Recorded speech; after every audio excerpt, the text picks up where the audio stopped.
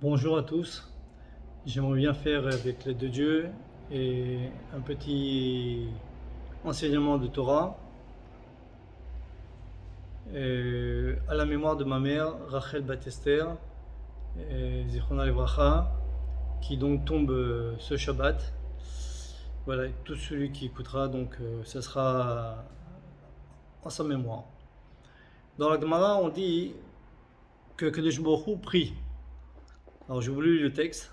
Amar Rabbi Yochanan Mishum Rabbi Yossi מנעים שהקדוש ברוך הוא מתפלל, שנאמר והביאותים אל הר קודשי ושימחתים בבית תפילתי.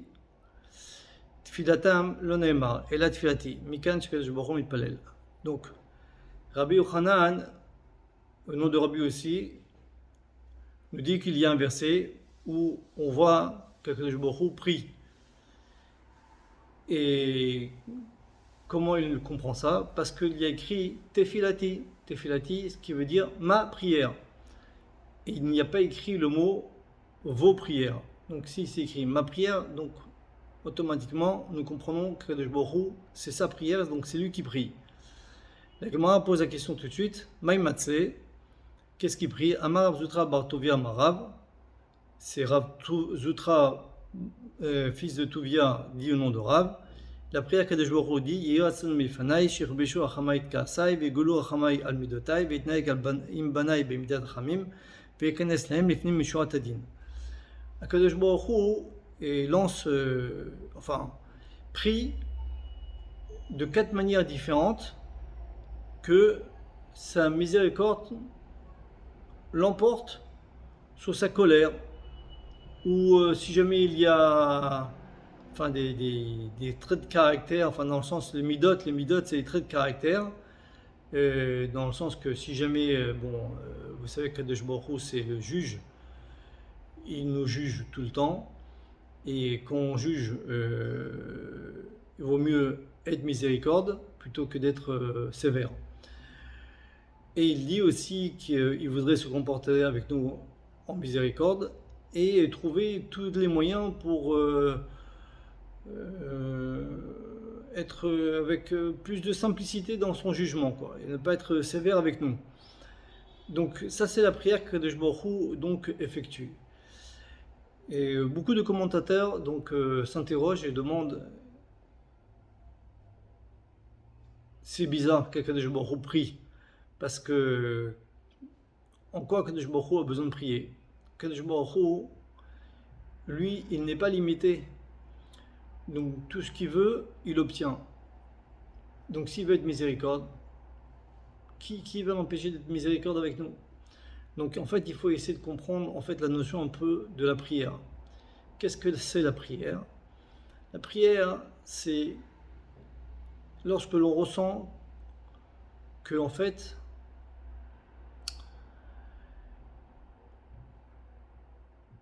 on a besoin de quelque chose. Nous avons tous besoin, donc l'être humain a des besoins tout simplement. Et fait donc ses devoirs au maximum de pouvoir remplir ses journées en fonction des besoins. Donc c'est des besoins pour lui, des besoins pour sa famille, sa responsabilité, tout ce qu'il a besoin. Donc voilà. Maintenant, il y a des choses que l'être humain n'arrive pas à obtenir, bien qu'il met tous les efforts qu'il fait, mais voilà. Donc la personne qui voudrait donc obtenir ce qu'il a à obtenir, s'il sait que la chose qu'il a besoin se trouve, par exemple, si c'est au travail chez son patron, il voudrait que son patron lui donne, lui augmente son salaire, ou bien le fait passer dans une place meilleure, ou bien si c'est une personne qui a besoin d'un certain objet, va parler avec la personne, va essayer de lui demander, et la personne les gens ne sont pas obligés de nous donner, donc chaque chose se jugera en fonction de, comme vous le savez, mais la personne qui voudrait le recevoir, lorsque va vers l'autre personne pour lui demander, en fait, c'est une prière. C'est comme on dit un petit peu, je vous en prie. Qu'est-ce que ça veut dire quand on dit je vous en prie, donnez-moi la chose, faites-moi avancer dans mon travail? C'est une prière qu'on demande à la personne. Je vous en prie, je vous le demande. Donc, et la personne remplit votre demande. Donc, au niveau de l'être humain, c'est très compréhensible que nous avons des manques. Et Akadosh Baruch Hu va nous les remplir. Mais Akadosh Baruch Hu, il n'y a pas chez lui un manque. Imaginons d'abord, tout le monde entier, c'est à lui. Donc, il se sert, il prend ce qu'il veut quand il veut. Et personne ne peut l'empêcher. Et deux, si jamais il y a quelque chose qui manquerait dans la création du monde, c'est lui le créateur, donc il crée et voilà, il se sert. Donc il n'y a pas, c'est pas facile de comprendre en fait pourquoi Kadosh Baruch Hu il prie, qu'est-ce qu'il a besoin de prier, il prie à lui-même, donc c'est pas compréhensible. Ça c'est la question que tous les commentateurs posent. Le Rav Saadia Gaon essaye enfin, pas essaye, donne une réponse. Il dit que Kadosh Baruch Hu, on a vu à l'époque où il y a eu la faute du veau d'or, il y a eu un passage dans la lecture de la Torah, un peu plus tard, où Moshe Rabbeinu parle avec Kadosh Baruch Hu et il lui demande de lui dévoiler les 13 midot. Alors, midot, en fait, c'est une mesure. De quoi on parle? En fait, c'est les caractères. Les caractères, par exemple, si on prend la joie, la colère, la tristesse, quelqu'un qui est avare. Donc, lorsqu'on est avare, par exemple, on n'est pas obligé d'être avare au maximum. On peut être avare un petit peu, moyennement, ou extrémiste. Dans la colère, c'est pareil. Dans la joie, c'est pareil. Vous allez trouver des gens très joyeux, des gens un peu joyeux, des gens tristes, pas tellement tristes. Donc ces traits de caractère là, ils sont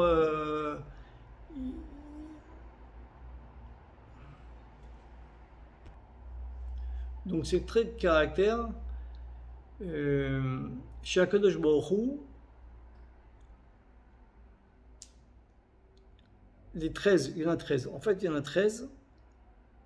Et il y en a 13 qui sont liés à la miséricorde d'Akadosh Baruch Hu. Et c'est ça qu'a dévoilé Akadosh Baruch Hu à Moshe. Comment il l'a fait? Il lui a montré, en fait c'est une prière, il a pris un talit Akadosh Baruch Hu, et donc il l'a mis, et il s'est fait comme un officiant, et il a commencé à prier. Et ça se passait devant Moshe Rabbeinu.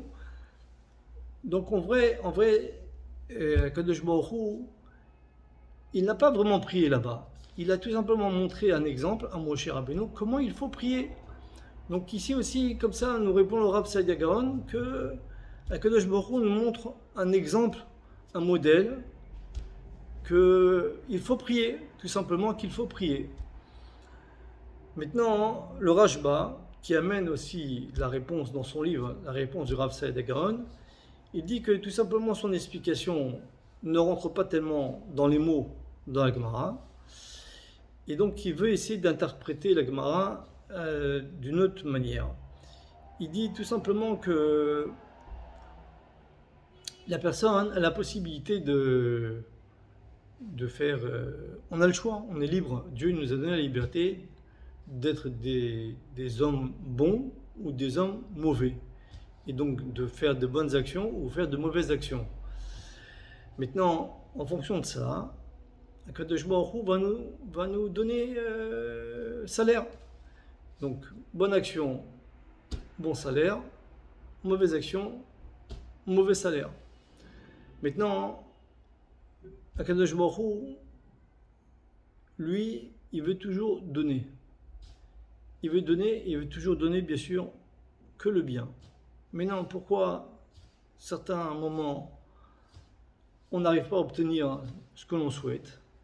On fait ce qu'on souhaite, nous, pour nous. On ne souhaite pour nous que du bien. Mais voilà, comme je vous ai dit, pas toujours on arrive à obtenir ce que l'on veut. Donc, ça veut dire qu'Akadosh Baruch Hu, ici, il y a un blocage. Pourquoi on ne reçoit pas le bien qu'on souhaite recevoir? Tout simplement, c'est à cause de nos fautes. Parce que nos fautes, bloque et on ne mérite pas de recevoir le bien. Alors que ce que Akadosh Baruch Hu souhaite, il souhaite qu'on répare nos erreurs. Et quelle est la prière, la vérité que Dieu fait, qu'on pourrait un petit peu lier et dire vraiment que c'est vraiment une prière, que Akadosh Baruch Hu fait vraiment une prière. C'est comme si que nous, on viendrait remplir la demande d'Akadosh Baruch Hu. C'est pas qu'Akadosh Baruch Hu, il a un manque de ça et qu'il a besoin. Ça va pas lui avancer pour rien. Si on s'est repenti, on ne s'est pas repenti. Tout le but, en fait, c'est pour nous. C'est-à-dire que même ça, c'est une bonté qu'Akadosh Baruch Hu nous donne. Il nous donne la possibilité de nous repentir. Et lorsqu'on va se repentir, comme Dieu veut nous faire du bien, il va être miséricorde. C'est-à-dire, bien que la chose ne nous revient pas, et bien après qu'il ait vu qu'on s'est repenti, alors il va nous donner ce qu'on a demandé. Donc automatiquement, lorsqu'il nous prie à nous, qu'est-ce qu'il nous prie à nous? Il nous prie de bien vouloir faire tchouva, de se repentir, pour qu'il puisse nous donner avec abondance sa bonté. Et s'il y a quelqu'un qui empêche que ça vienne, c'est nous-mêmes. Donc il comprend bien que c'est à nous qu'il faut qu'il demande. Voilà, c'est là où le point. C'est que c'est à nous de faire l'action de se repentir. Donc il prie à nous. Mais c'est pas que lui il a besoin, c'est que nous on a besoin. Nous on a besoin en fait, nous on a des besoins, on voudrait recevoir ce qu'on a besoin de recevoir, des bonnes choses, mais on n'arrive pas à les obtenir. Donc Akadosh Baruch Hu, il nous demande, il prie véritablement, pas comme on a dit avant, c'était un exemple qu'il nous donnait. Non, il prie et il nous demande de remplir sa demande, c'est de se repentir, afin qu'il puisse nous donner sa bonté. Donc une dernière dernier petit enseignement, c'est que 4 fois on voit que Akadosh Baruch Hu mentionne miséricorde. La question qui est posée tout simplement, c'est pourquoi Akadosh Baruch Hu a besoin de répéter 4 fois qu'il veut être miséricorde avec nous. Une fois suffirait. Eh bien, dans la Gemara de Yom Kippour, il y a Rav Matia ben Charash qui pose la question à Rabbi Elazar ben Azaria. Ils étaient à Rome. Il lui demande est-ce qu'il a entendu les 4 différentes kaparotes qu'a dit Rabbi Ishmael. Alors kapara, c'est en Israël, on a l'habitude de dire kapara dans le sens en fait kapara c'est remplacer c'est-à-dire qu'il aurait dû avoir sur la personne chas v'sholom quelque chose de pas bon et il y a quelque chose qui vient de remplacer. Donc il y a 4 kaparotes et donc il lui a posé la question, il dit est-ce que tu as entendu ce que Rabbi Ishmael a dit sur les 4 kaparotes? Alors il lui a répondu d'abord il y en a 3 et la 4e elle s'associe aux 3 autres. Quelle est la 4e? La 4e c'est la tchouva, se repentir. Maintenant, quelles sont les 4 fautes? Il y a les commandements positifs, il y a les commandements négatifs. Alors, il y en a 2 là pour l'instant. Donc, il y a les personnes qui transgressent les commandements positifs, et ceux qui transgressent les actions négatives. La 3e, c'est il y a des fautes que au tribunal céleste, on sera chayav karet. Bon, c'est une chose à part qu'il faut expliquer ça une prochaine fois, si Dieu veut.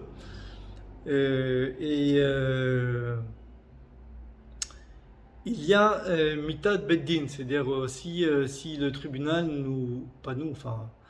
a jugé sur la personne, qu'il faut donc le tuer, ça c'est le 3e. C'est des fautes pour ça, des fautes très très très graves.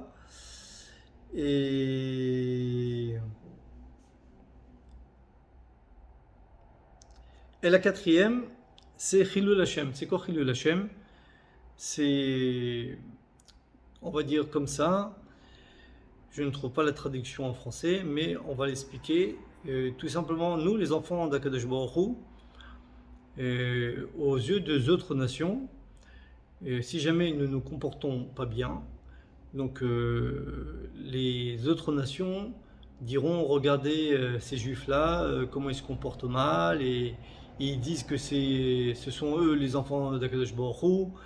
Donc nous, on fait du mal au nom de Dieu, parce que à cause de nous, on parle du mal sur Akadosh Baruch Hu, Chas v'Shalom. Donc ça c'était la quatrième. Donc ces 4 caparotes sont liées aux 4 fois dans notre Gemara à nous, qui a été mentionné 4 fois miséricorde.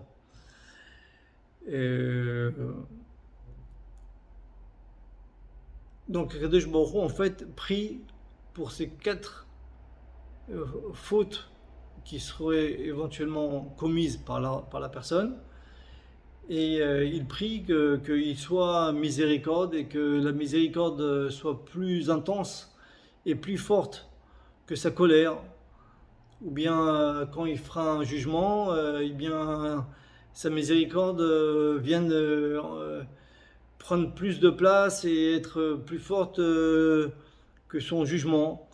Et après aussi, lorsqu'il va se comporter avec nous, il sera aussi miséricorde.